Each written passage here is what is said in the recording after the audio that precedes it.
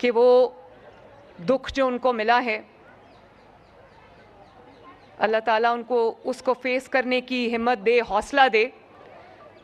پوری قوم کی دعائیں ان کے ساتھ ہیں. اور میں ان کو دیکھ کے یہ پوچھ رہی تھی کہ پتہ نہیں یہ کیا جذبہ ہوتا ہے کہ آپ کو پتہ ہوتا ہے کہ آپ کا بیٹا یا آپ کا شوہر یا آپ کا باپ یا آپ کا بھائی اب جہاں جا رہا ہے پتہ نہیں وہ زندہ واپس آئے گا کہ نہیں آئے گا. لیکن آپ سوچیں کہ وطن سے محبت کا کیا جذبہ ہوتا ہے کہ انسان کہتا ہے اگر یہ اس کی قربانی بھی مجھے دینی پڑی تو میں دوں گی.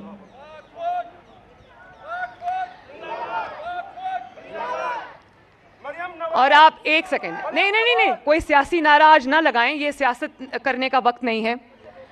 اور میں آج یہ پوچھنا چاہتی ہوں کہ جنہوں نے 9 مئی کو حملہ کیا تھا 1 سال پہلے ریاست پاکستان پر، کیا ایک لفظ کبھی کسی نے ان دہشت گردوں سے ندامت کا سنا؟ کیا ایک شہید سے، اس کے اہل خانہ سے کسی نے معافی مانگی کہ ہم سے یہ غلطی ہو گئی، ہمیں معاف کر دو، ہم نے بہت بڑا یہ ایک کرائم کیا ہے؟ میں نے تو آج تک کم از کم نہیں سنی. تو کوئی بجائے اس کے کوئی ملال ہوتا، کوئی شرمندگی ہوتی، کوئی شرم ہوتی، الٹا یہ کہا جاتا ہے کہ ہم پر سیاسی مظالم ہو رہے ہیں. یہ سیاسی مظالم نہیں ہو رہے. آج آپ جو کاٹ رہے ہیں وہ خود آپ نے بویا ہے، اور آپ نے اپنے ملک کو آگ لگا کے بویا، اور یہ کوئی چھوٹا جرم نہیں، اس کی سزا آپ کو انشاءاللہ مل کے رہے گی. تو جنہوں نے، میں افواج پاکستان جنہوں نے وہ جو جناح ہاؤس کا جو حصہ تھا جس کو انہوں نے محمد علی جناح کی یاد میں ایک گیلری بنا دیا، میوزیم بنا دیا، جس میں محمد علی جناح کی انہوں نے ہر چیز جو ہے اس میں رکھی ہے، وہ اس کو یادگار بنا دیا ہے. تو میں اس پہ بھی ان کا شکریہ ادا کرتی ہوں. اور اس کو ریسٹور کرنے پہ، کیونکہ یہ کہتے ہیں کہ جب آپ کسی قوم کو، ملک کو کھوکھلا کرنا چاہیں یا کرنے کا ارادہ کریں تو آپ اس کی نیشنل پرائیڈ پہ حملہ کریں. تو یہ ہماری نیشنل پرائیڈ پہ حملہ تھا، جس کو ریسٹور کرنے کی انہوں نے جو کوشش کی ہے اس پہ میں پوری قوم کی طرف سے ان کا شکریہ ادا کرتی ہوں. اور میں آپ سب میرے ساتھ یہ دعا کریں کہ اللہ تعالیٰ جتنے بھی شہید ہیں آج کے دن تک، اللہ تعالیٰ سب کے درجات بلند کرے. اللہ تعالیٰ ان کو جنت الفردوس میں اعلیٰ مقام عطا فرمائے. جن کے بارے میں اللہ تعالیٰ نے کہا ہے کہ شہید مرتا نہیں ہے، شہید زندہ رہتا ہے، لیکن تمہیں اس کی خبر نہیں. تو اللہ تعالیٰ اپنے بہترین خزانوں سے ان کو عطا فرمائے جو انہوں نے، اللہ تعالیٰ نے شہیدوں کے لیے رکھے ہوئے ہیں.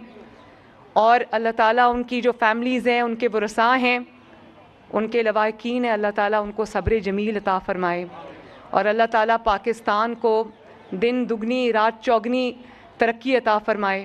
پاکستان زندہ باد. بہت شکریہ. وزیر اعلیٰ پنجاب مریم نواز شریف جناح ہاؤس لاہور میں شہداء کے لواحقین سے اظہار یکجہتی کی تقریب سے خطاب کر رہی تھی، جس میں انہوں نے کہا کہ 9 مئی کو ملک دشمن عناصر نے شہداء کی یادگاروں کی بے حرمتی کی. جناح ہاؤس قائد اعظم محمد علی جناح سے منسوب ہے.